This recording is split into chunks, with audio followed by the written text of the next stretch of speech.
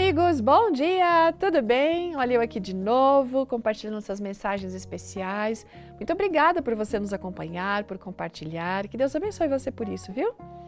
A nossa história hoje está falando aqui sobre um passo de fé. Será que você já teve que dar passos de fé na vida para algumas coisas? Eu creio que sim, todos nós. E essa reflexão foi encaminhada pela Jenny Rivera.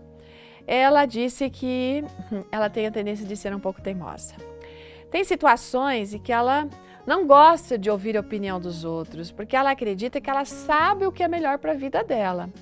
Quando ela estava no ensino médio, por exemplo, o pai dela e ela conversaram sobre o que ela faria de faculdade e sobre qual seria a sua futura carreira profissional.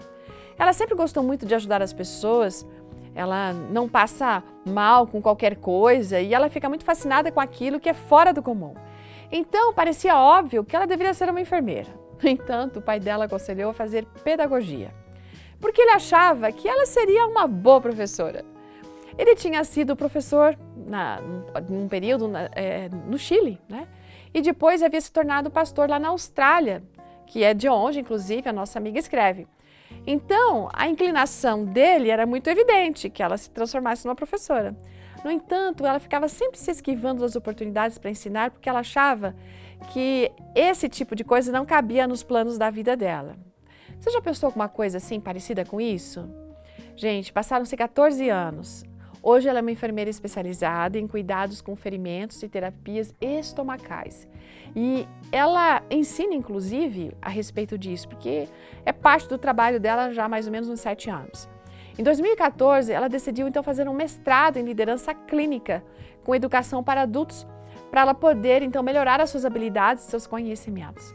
E as portas para o ensino continuaram se abrindo, olha o que o pai dela tinha dito, né, para ela ser professora. No entanto, sempre que ela ficava nervosa, ela orava e ela dizia: Senhor, Tu estás abrindo as portas para que eu dê esta aula, então, por favor, me ajuda. Tranquiliza meu coração e que tudo seja para a sua glória. Gente, era uma coisa incrível, porque assim que ela abria a boca, o medo desaparecia. As mãos paravam de tremer e, de alguma forma, as palavras simplesmente iam saindo sem que ela precisasse ficar olhando para as anotações dela. Quando ela saía da sala de aula, ela ficava maravilhada, pensando assim, como é que ela estava gostando tanto de ensinar? E nos últimos anos, as portas continuaram se abrindo para ela, que ela continuasse dando aulas. Ela já lecionou até para os médicos, isso foi para ela uma coisa assustadora. Mas ela sempre dá aula para alunos de medicina.